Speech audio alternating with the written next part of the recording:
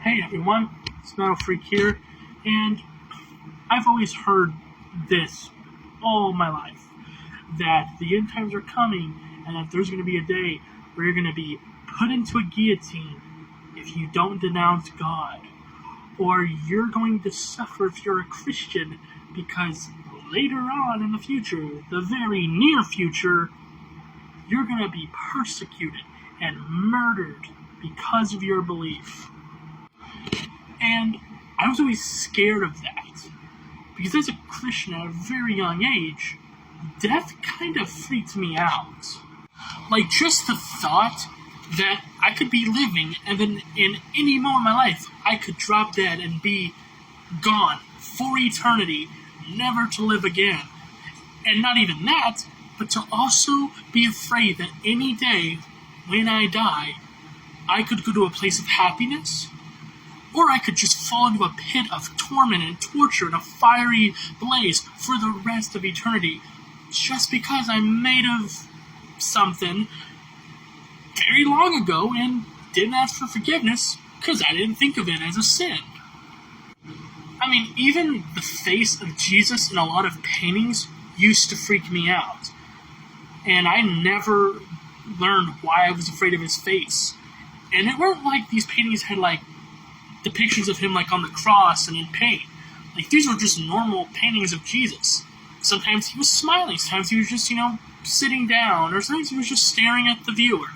But there was nothing scary about those paintings to the average person. But to me, something about his face just always threw me off and made me kind of scared. Kind of like the Uncanny Valley, but in painting form rather than animation form, or AI form, or mechanic being form. And when I started deconstructing, the last thing to ever get me to, stop fearing was hell.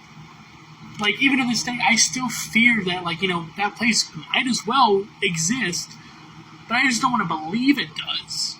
But that fear still kind of resides in me, because I still haven't fully deconstructed. But I know that that place most likely isn't real. But at the same time, I always get those what-if questions in my head, and then I'm petrified because, well, what do I do? Because if that place does exist, and I know I'm going there if it is, I'm just fucked.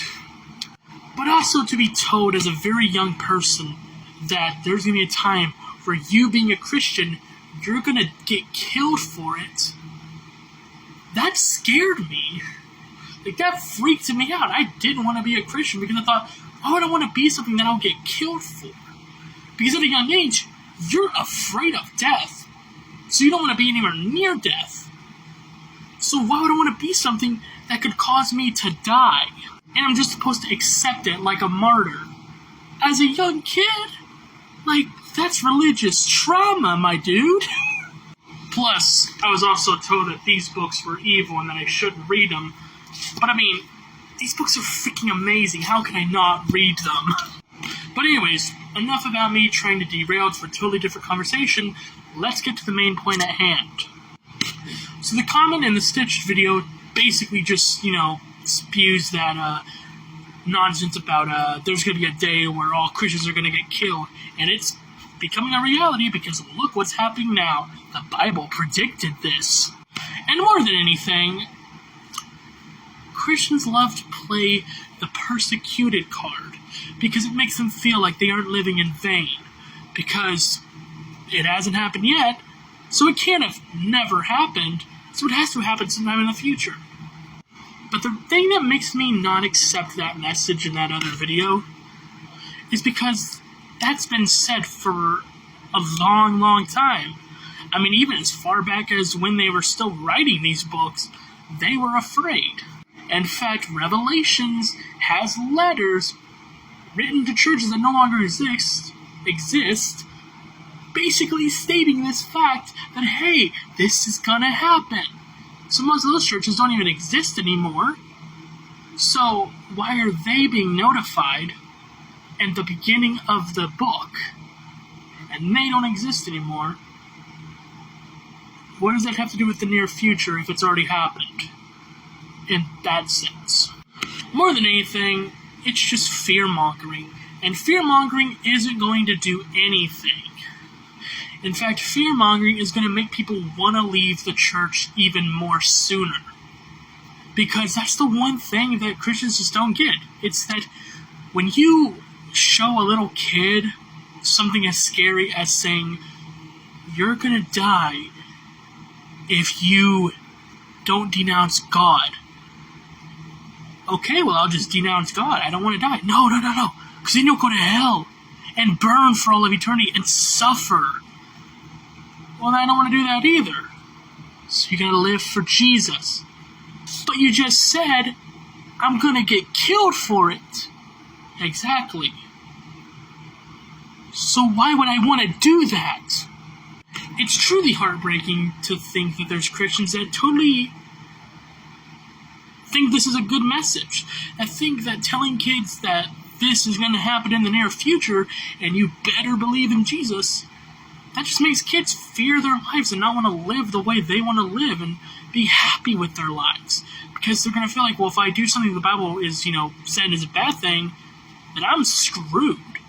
Because if I feel these urges to have a happy life, and I'm going to get in trouble for having a fun life, maybe life isn't worth living.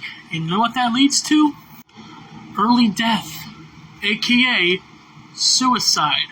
Which, I don't know about you, but I've actually been through wanting to do that and even have attempted it myself. It's not a good mindset. In fact, I feel bad for anyone that even has to feel that sense of pain and torment, of hating yourself and wanting to do the other step to finally getting rid of this pain that's been in your life all this time. It's not a fun thing, and people think it's easy. Just don't be sad. But it's not like that. Because unlike sadness, it's not something we can just get over. It's not like losing a video game and being mad that you didn't do good enough because you still have a second try. Whereas this world, we don't have a second try. If we end it now, it's over. And we have no way to say, okay, let me restart again with better decisions and better mastery. Because it's going to be over. Suicide is never the issue. And religious trauma can lead to that. And most Christians don't even make the connection that, hey, if I use fear-mongering to scare people into being Christians, while also telling them it's going to kill them if they keep, being Christians, they're going to have this weird confusion in their life, making them want to go way sooner than they need to.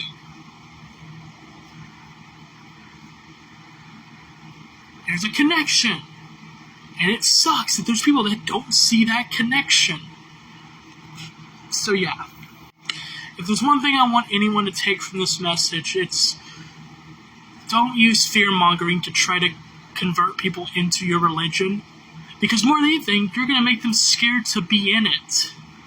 Because if they don't believe you're correct, then they don't have to be scared about dying and, suffering for all of eternity.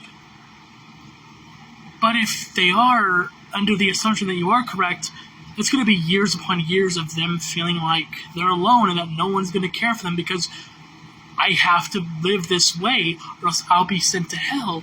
But if I do live this way, I'm going to get killed. So either way, it doesn't end up good for me because not everyone has the mindset that I'm not living for this life, I'm living for the next life. Most people aren't thinking that this life is nothing. Most people love what they have here. And they don't want to let that go because, whoa, I have a promise up in there. We don't know that place exists. We're just promised that it exists in a book that was written ages ago. We don't know if it actually exists. It's all faith-based. And if we had faith that Santa Claus existed, that the Easter Bunny existed, and they turned out to be fake, who's to say we're wrong about this? And who's to say that us having faith in heaven and God and Jesus, that they're fake as well? See the bigger picture.